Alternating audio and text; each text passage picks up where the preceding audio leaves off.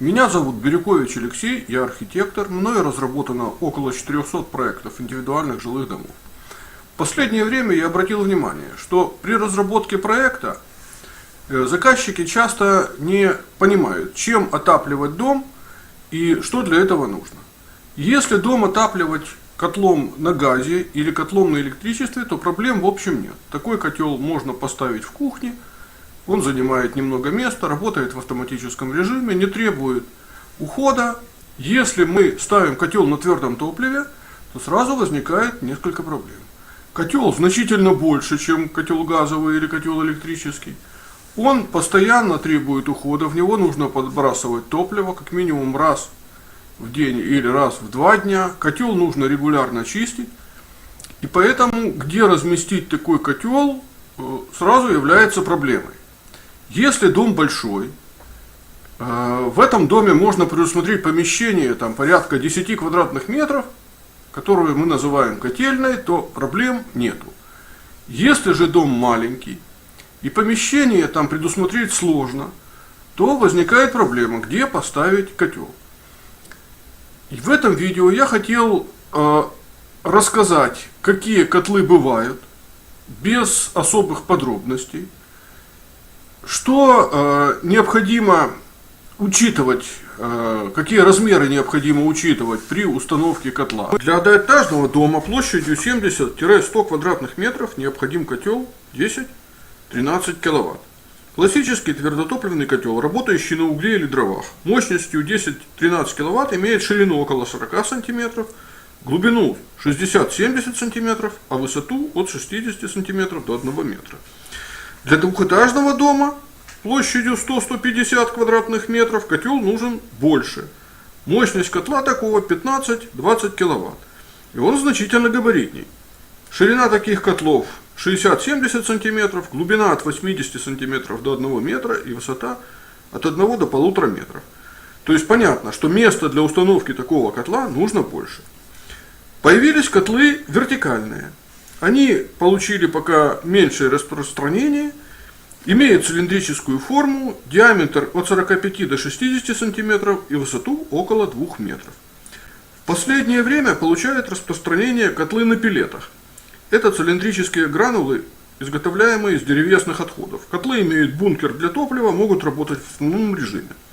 Однако такие котлы имеют более сложную конструкцию, при этом они больше по размерам и раза в 2-3 дороже, чем котлы на угле и дровах. Следует учесть, что к твердотопливному котлу нужен постоянный доступ для загрузки топлива и чистки котла. Поэтому перед передней стенкой котла, на которой находится дверка топки, необходимо оставить пространство не менее 1 метра. От задней стенки котла до стены при установке классического прямоугольного котла необходимо предусмотреть расстояние около 40 сантиметров и такое же расстояние до одной из боковых стен. Для другой боковой стены от котла мы можем предусмотреть расстояние меньше, порядка 10 сантиметров. Если же эта стена выполнена из сгораемых материалов, например, из бруса, то расстояние от котла до стены должно быть не менее 40 сантиметров. Некоторые изготовители требуют для цилиндрических котлов несколько другое расстояние. Перед котлом мы опять имеем те же 1 метр, а вот до боковых и задней стенки котла не меньше 60 сантиметров. Желательно в котельной, кроме котла, предусмотреть место для установки аккумулятора тепла. Что такое аккумулятор тепла и зачем это нужно? Аккумулятор тепла – это стальной бак с теплоизоляцией. Называют его еще иногда буферная емкость. Интересно, что максимальную мощность и КПД твердотопливный котел выдает при пламенном горении топлива. Чем сильнее горит огонь в топке, тем быстрее перегорит закладка. Но при этом возникает проблема. Необходимо сохранить полученное тепло. Эту задачу выполняет теплоаккумулирующий бак. Он сохраняет в себе излишки тепла и отдает их тогда, когда котел уже не работает и контур отопления остывает. Нередко теплоаккумулятор можно совмещать с бойлером косвенного нагрева. Чаще всего теплоаккумулятор имеет цилиндрическую форму, однако в последнее время появились и прямоугольные.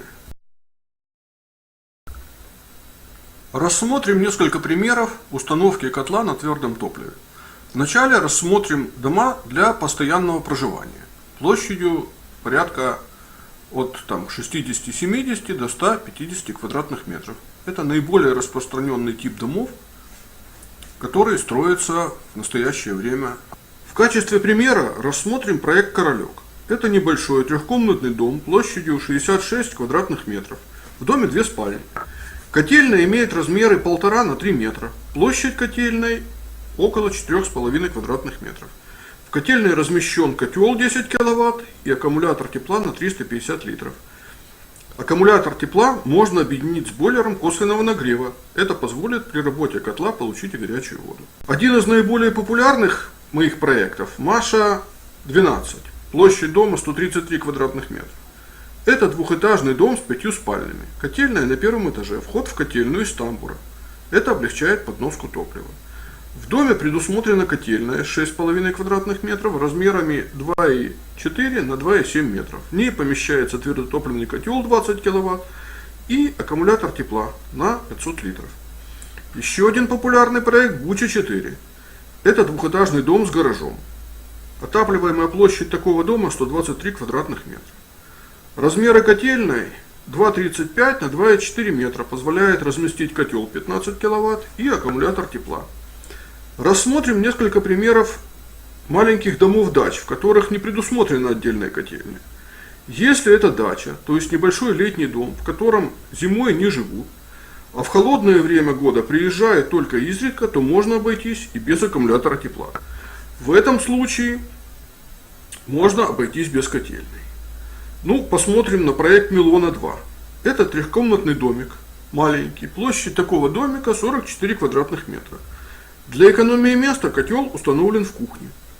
При таком расположении можно использовать котел с варочной поверхностью. Тогда, отапливая дом, можно еще и готовить пищу. Вариант расположения котла у входа в дом – это проект двухкомнатного дома «Ромашка-2». Площадь дома 68 квадратных метров. Для экономии площади котел установлен в тамбуре.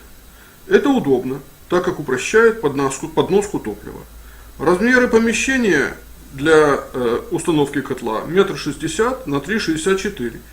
Вполне достаточны как для тамбура, так и для установки твердотопливного котла 10 киловатт, работающего на угле или дровах. Чем отапливать дом зимой? Где поставить котел отопления? Вопрос очень важный, поэтому решать его надо не после постройки дома, а в процессе выбора проекта. Для облегчения задачи разрабатывается проект отопления. Как он выглядит, вы можете посмотреть на нашем сайте в разделе «Инженерные проекты. Проект отопления дома». Спасибо за внимание. Чуть не забыл. Если видео показалось вам полезным, подписывайтесь на наш канал и ставьте лайк.